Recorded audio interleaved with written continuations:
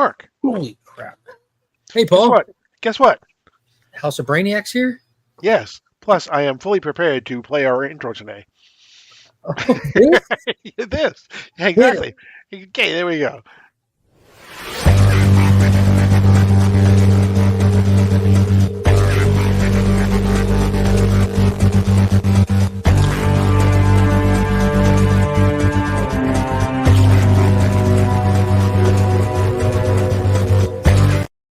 So, welcome to this episode number 89 of DC Comics Deep Dive. We are smack in the middle of the House of Brainiac storyline and getting a little bit closer towards Absolute Power. So, we're going to take a look at actually two separate things. We're going to look at the Superman, the House of Brainiac Special, which is, from a triangle standpoint, is number 2.5. From a triangle standpoint. Yeah, Yeah. and then we're going to take a look at Absolute Power, the free comic book day. Now, a lot of times these free comic book day things really don't do a lot, but there's some stuff that happens in there. And actually, you know what? Credit to DC over the past couple of years. They have really done their exactly. There's the foil, which that has it actually. It's a page inside from the Full first cover. issue of Absolute Power. Blank cover. We got the regular cover. But yeah, it actually, like I was saying, a lot of times from different publishers, the free comic book day doesn't really do a lot to advance certain things, or it's really kind of just, hey, these are the things that we publish, come and buy them type things. But the past couple of years, we've had Dark Crisis on Infinite Earths, we've had Night Terrors, and now this year it's Absolute Power, and each one has been really kind of, if not an important part, at least something that has kind of whet people's appetite for what's And coming it's out. all been puzzle pieces too. Like it's not just like you said throwaway. It's not a lot. It's all important what you get. Like with the little crumb that they give you is a massive crumb. It's an answer to a question that's like a pillar of what's happening or something like that. They're just not laying it all out at once, but it's massively important to answering questions of how this is all playing out or leading into Absolute Power, where all the players fit, their motivations, and what they're bringing. Mm-hmm. Yeah, exactly. But before we get to Absolute Power, we have the final, if you want to call it little DC mini event, whatever it's called, House of Brainiac, and it's running through the Superman titles, Superman Action Comics, with a couple of tie-ins, thrown in here and there in other titles. But no Action Comics, no Superman this year, but this week. But they were kind enough to give us a House of Brainiac special. Yeah, it was a Superman fifth week release too. I noticed that at the last minute. It was the 5th Tuesday of the month. Very few titles, and they dropped this to make sure that this all gets out at a speedy time, which was fantastic. Right. So that's why we get the annuals. The annuals always happen on those 5th weeks, whatever. So, but you can hear about the annuals and everything else on At Week's End if you didn't see it last night. It was fantastic. It was fantastic. We talked free comic book day and other stuff. Go check it out. It was fun. Exactly. I wore the same shirt. Imagine that. I probably did as well. Yeah, But the House of Brainiac Special is actually broken into 3 different pieces.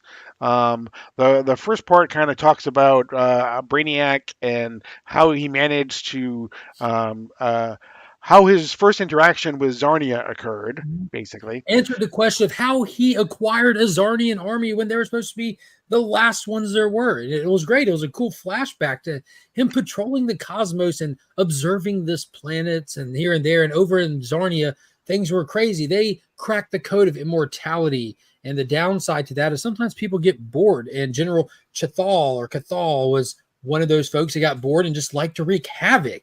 Some people just like to watch the world burn. Zero consequences. Everyone they killed came back, and it was just chaos in an otherwise orderly society. Their higher ups decided to reach out to an entity that they were aware of in the cosmos known as Brainiac and broker a deal. You take these folks and leave us be. You get your city from us. Just don't destroy us like you do everyone else. And Brainiac's whole thing is, the knowledge is for me. I want absolute knowledge and sole access to this knowledge. And the deal goes south. Correct. But in the end, he actually does not. The demolish the rest of Zarnia. We're not really told exactly how the rest of Zarnia was destroyed in this story, but he does take the group that has General Chakal, and so he has that power. He has the power or the knowledge of immortality, and it kind of ends with. Him basically talking about exactly how he needs to acquire all of the knowledge. Again, to your point, he wants to be the sole repository or the sole person who has that knowledge, and so And anyone then else. Go ahead. a very important addition to the end of this first one, this is told from his perspective, Right. him narrating it, him recording a log of the events in his ship. And he says, I left Zarnia without destroying it. It was a reminder of something from long ago, a piece of knowledge that I forgot. Redact that last line. It Right. was a moment of weakness. So we're Right. seeing a Brainiac. We saw him glitching before, but we're seeing a Brainiac that's actually Right. longing for something. This is the first we've really seen that. He's been like an android, a robot mindset, just straightforward, like emotionless. We're seeing something from his way past, an emotion that is faulting his actions. And Right. that's his driving motivation for this whole Queen Brainiac thing. Right. And we see in this story too, we see a character that we had seen a while ago who is Trib, who is kind of like the head of, or General Trib, who is kind of like the head of the police force. She's the one who brokers the deal with Brainiac in order to take the city where General Chakal is. And yeah, Looks like something out of the Goof Troop movie. it does, yeah, exactly. She's the one who brokers the deal to have Brainiac take the city where Chakal is, because initially one of her subordinates says, "Look, why don't we just give them this? Let General Chakal have the city, if it'll broker peace." And Trib was like, "No, we can't have. She's doing everything she can to wipe Chakal and any of his followers off of the Yeah. face of Zarnia." So. And in that moment of him destroying Zarnia, him taking it out, not holding it, but still he saw them fighting for their lives, Right. fighting for their immortality, and that sparked that emotion in them, something Right. that was lost, or that moment of weakness. Exactly. Then the story gets stupid. Go ahead. Yeah. Then we basically go to a story that is set in Metropolis. It stars Bibbo. Who is, for those you don't know, he is a friend of Superman's. He runs a bar. He'll tell you. Bibbo's Ace of Clubs, exactly. He basically is kind of, it's from his perspective. We see basically, we go back to Perry White, who's running for mayor of the city, and so we see exactly what Bibbo is basically running. In the morning, he's running the Perry White campaign headquarters, and then in the afternoon he's running his bar. And he has this rule that if it's before 12, it's the campaign headquarters. If it's after 12, it's the bar. But we basically see him looking, and we see Perry White doing some things as to exactly what Metropolis means to its citizens. Yeah, it was just watching him campaign. This Yeah. was, for me, this was just boring. I'm not gonna lie. Yeah, there's a whole. There's a lot of I think it got too on the nose. Mark Russell got a little too on the nose and was just doing some layup writing. And that to me, I love Mark Russell, absolutely love Mark Russell when he is writing, but this was just, to me, this was lazy, and it was just a way to just make real world right commentary, and it was a waste. It was a waste in pages and otherwise exciting, dynamic moment in Superman comics. I mean, we got to check in with these other characters, but that's all it was. Watching this jerk named Garen Blake say the common things that you hear a lot of in today's society, and just spark outrage. And he's running on the whole thing of the literal aliens in Metropolis that have the encampment there, and how he's like, y'all, they're not letting them invade your Metropolis. Come on, guys. Yeah, and so he's I turned off my TV to read this book. he's portrayed as being very xenophobic of Mhm. aliens and things like that. And Literal aliens from exactly, space. literal aliens. In fact, at one of his, what we see at one of his campaign rallies, that there is an alien who is there, and this fight breaks out with everything. And so the end of the story, after the fight is broken up, is there's one Garen Blake supporter who comes into Bibbo's bar and says, I don't know, if I've changed my mind or not, but I know that what happened yesterday at the Is rally was wrong. wrong, was Yeah. wrong. And so Which Bibbo I says love basically, that moment. I really yeah, did. Yeah. Like, look, yeah, man, I still don't agree with you, but we can agree that that was wrong. right, exactly. And so there's this whole thing of, can Bibbo is basically saying, look, you know what, that there are winners and losers in war. Battles may not necessarily matter, but lives do. And so there's a big thing that if you can change one person at a time, can you change basically The society or world. whatever, the world, right? Mhm. And then we get to the third part, which to me was the most interesting part because now we bring in Amanda Waller. Let's go. Exactly. We see the Council of Light. So we see basically it again is told from Brainiac's standpoint, but we see Amanda Waller basically going back to the Council of Light and saying, "Look, I've done everything that you've asked me to do, but in order for me to continue, I need to know, who I'm dealing with." Yeah, for context, real quick, Yeah. this Council of Light is literally just a room that only Waller can access inside of Hmm. her base of operation. And it's just screens, just light coming off of them, multiple screens with multiple lighted silhouettes of people she's talking to about this plan that she's enacting. We have only seen the Council of Light like one or two other And say times. it goes way back to The the end of last page, the Dark Dark Crisis, Crisis was on it. Infinite Earth. So Yeah. we knew that Amanda Waller was convening with this board of people, and she gets in here, and now that we're at this point where everything's like ready to move, Waller's like, I need to know who I'm talking to, blah blah blah, and is very well, and you get this 2-page splash here, and it's Brainiac, the multiple Brainiacs that we're seeing on a ship. He has been. He's controlling Supercore and their AI that they thought was Lex. He's convening secretly with Waller. And so, dude, what was amazing was her response. She wasn't like, okay, cool. Like, Yeah. in a nutshell, she said, I don't like you. You've given me problems in the past. As a matter of fact, wait right there. I'm coming to you too. I'm like, Mhm. yo, what? Not working with him, doesn't Right. care. She's got her own goals. And as a matter of fact, I don't like you either. You're on my list now. I'm like, God dang. Yeah. So basically, at the end of this story, we have basically Brainiac and Amanda Waller on opposite sides as well. Her words So- just said, she said, bring it. He said, you will regret this, Waller. And she says, bring it, Brainiac. I don't know how, but I'll find a way to hurt you permanently. Until right. then, never call me again. Hall of Order, cut the feed. And just shuts him out. like, Right. And to what? your point, this goes back. The end of Dark Crisis on Infinite Earths was the end of 2022. So we're talking a good 16, 18 months that this has been, laying in the background, waiting for, to be revealed here, like it has been. So, Then we get one um, more page after that, which was right, the huge stinger page. We see it cuts to Brainiac and his response to Waller saying that, talking about how like everyone wants power and power corrupts everyone, and Waller will never know the true potential of the power that she honestly has, and that his creation will see to that. And we see the construction of Queen Brainiac happening. We have mhm, Queen Brainiac, like the little tablet, and mhm, they're getting ready to assemble and fire up Queen Brainiac. And then we have Waller coming that way. right, absolutely.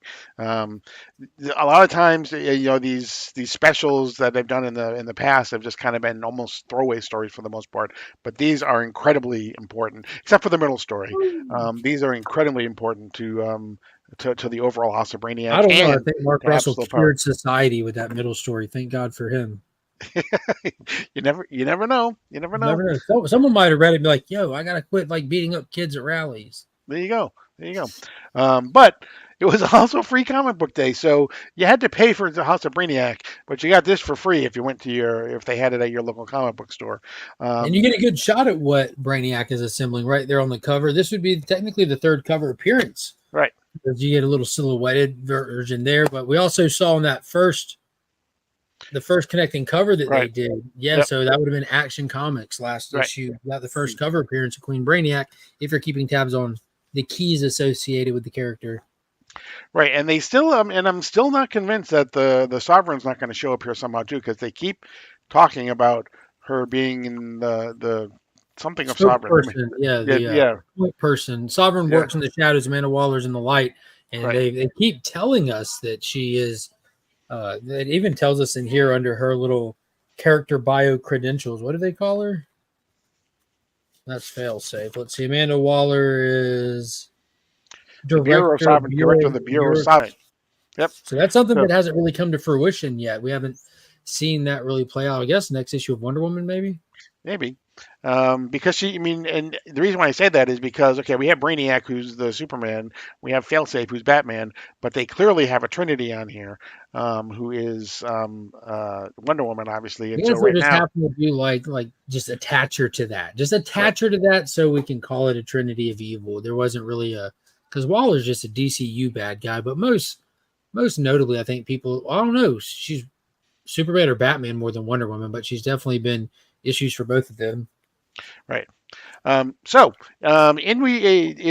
Absolute Power Free Comic Book Day, we start off with Failsafe, who is basically in the Hall of Order, and we see Clock King bringing a villain in, and Failsafe is basically talking with him. We do a little bit of backstory. We get very very little backstory on Amanda Waller. We talk about no one really knows that she was. What it says, she was widowed at a young age. She blames superheroes for reasons she's never talked about. We will find out about that in one of the miniseries as part of Absolute Power, I'm sure. And we see her basically talking with Green Arrow. But before we get to that, we see Clock King working and kind of telling us a little bit about what's going on in the DC universe. The fact that through shell companies now, Amanda Waller is basically running all of the supervillain prisons: Blackgate, Arkham Asylum, Strikers, Iron Heights, Iron all of those. Heights, Yeah, basically every meta villain prison in the world. By yeah, right. and She as we're also walking through here, they're seeing everyone training. Like you see Deadeye and Harley Quinn training. You see Waller actually meeting and speaking with Oliver Queen. He's in fear that, oh my God, did I just get signed up for the Suicide Squad? Is there a bomb in my head? Like, no, yeah. don't worry, man. We're not here for that. You're fine. Don't worry. Yeah, but then he throws in, by the way, we don't do bombs anymore. We do nanites now. Nanites, yeah. We don't do surgery. He says we don't do surgery. We do nanites now. Yeah. Uh, So basically, he just talks him through and exposition dumps, which was well done, well played. It was quirky. It was lighthearted. It was kind of scary at times too. yeah, yeah. We find out that Clock King is bringing basically this person to, and we find out that actually is Haywire is the name of Haywire. is the villain. He brings him to this room, leaves the room. We basically now have Failsafe saying, when I tell you to, I want you to unleash all the power you possibly have on what you're going to see. We need to Don't spare assess your anything. abilities. Right. And so this thing rises out of the floor. He tries. He basically throws all of his electricity at it, trying to destroy it. We find out very quickly that he doesn't have enough power to destroy it. He's basically splat against the window, and that's when you see that okay, he basically is at least the fourth person that they've tried to do this, and they're running out of people to try to destroy it. Yeah, they Um, killed Jolt, they killed Fire King, they killed Zebra Man. That's a real loss. Haywire, right. Matter Master, and Dr. Phosphorus are the next two on the list. And Failsafe says, same as before, the robot created some sort of superpower feedback loop rather than absorb anything. It's unchanged. Now what? So the goal was just to get people to unload their power so they can test to see if they're capable of absorbing their meta abilities through this Mhm. tech. Right. Which is it's going to run into those Amazos, right? Because they want to have those powers, right? So she's capturing these superheroes. She wants to take their powers now and transfer them to these Amazos. That's what I'm guessing anyway. Which we Uh, saw at the end right. of Teen Titans, where Waller is working with Dr. Teomoro to build these robots. And we also know that Failsafe has the Dr. Amazo tech where we saw him independently working on his own Amazo Robin that he showed Damien and everything. So Right. we know that a team of Amazo robots are being built. We see them with tech that they're wanting to draw people's powers out with. So Amanda Waller said she wants to rid the world of superpowers, and we see her getting ready to do it. And it looks like she's building an army of Amazos to make it happen. Right. And our first big reveal to that is after this explosion, she's frustrated. She goes and talks to her empath dreamer. Mhm. And she's like, "You're a precog. I'm running low on patience. Tell me again. You know the plan. Tell me, is it going to work?" Dreamer says, "I can't see the future." Waller, try again. Will this work? Tell me my future. What do you see? And we get a 2-page splash of the big heroes of the DCU chained up walking through the streets with Correct. Amanda Waller and a team of Amazos that are looking like their superhero counterparts looking down on them. Right. One looks like Superman, one looks like a Green Lantern, and the other one I thought was maybe Flash as I look at the three of them.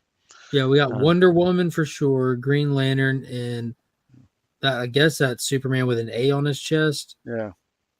That Wonder left, I think, is Wonder Woman. Okay. That could be. Could be. I see blue around the hips. They Yeah. put that little patch of blue on the hips for the underoos. Right. But yeah, Dreamer's um, response after seeing that is, I don't see anything, I swear. And right. Waller, you're lying, blah, blah, blah. Failsafe interrupts him. There's a spacecraft of extraterrestrial origin entering our atmosphere. Every reading indicates it may well contain exactly what we require. Amanda Waller says, well, then, let's get to it. Right.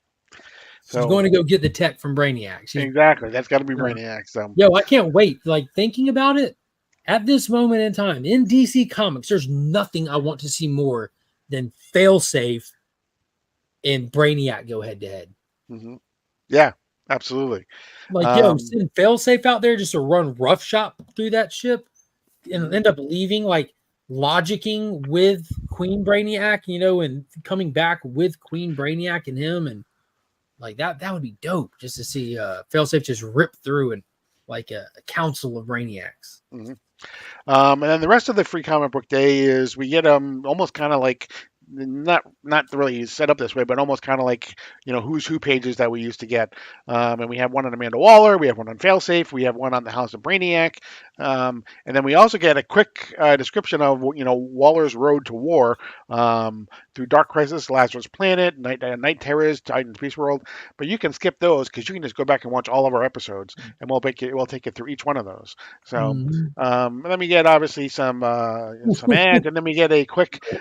This is the wraparound cover to Absolute Power #1 from Dan Mora, and we get 3 quick pages. Exactly. We get 3 quick pages from Absolute Power #1 that are basically, Superman trying to stop a theft. He gets shot. What you would expect would bounce off of him. However, you see that it clearly goes into him or through his shoulder, and then he just starts falling to the ground, and that's actually the foil cover that we get for Absolute Power. Yeah, they shot him right square in the chest. Like he's got holes in the S with blood coming out of him. Right. So.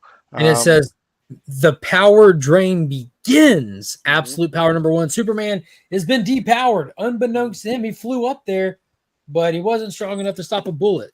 Right. Exactly. So everything, again, with the exception of probably that middle story, but everything that was in House of Brainiac, crucial, I think, to what's going on. Absolute Power definitely got me psyched for what's going on. Can't get here soon enough. It's going to be fun. Yeah, it really is. What do we have coming out next week? I think we may have, we don't have anything this coming week, I don't think, other than we have, if you have seen Mark's video for this week, we know we have Geiger #2, and we have the second printing of the 3 #1s. If you see bright yellow on the shelves, those are the 3 #1s, second printings for Ghost Machine. But I don't think there's an Action Comics. Action Comics is next. No but Suicide Squad Dream Team. No. We may have Suicide Squad Dream Team. Yeah, I think you may be right. Yeah, I think you may be right. We might have that. I don't know. It's gotta be something this close. Hopefully. Right. But the next step is going to be Action Comics. Is going to be the next. Is going to be Triangle number 3 in the House of Brainiac. Triangle number 3, issue number That's 4. right. And we will be here to cover it. I can promise you that. It's gonna be Um, fun. But in the meantime, make sure you like, comment, and subscribe. Leave us a comment. Let us know what you're thinking. Are you reading this? What part of it's got you interested? Right. Even if you You haven't want been to reading all of the lead up to it, this is a good place to get on with a free story in Absolute Power, free comic book day. So take advantage of that. But that's going to be it. We will see you again here next week. But as always, I am Paul. He is Mark, but we are Legion. and you are now leaving Sector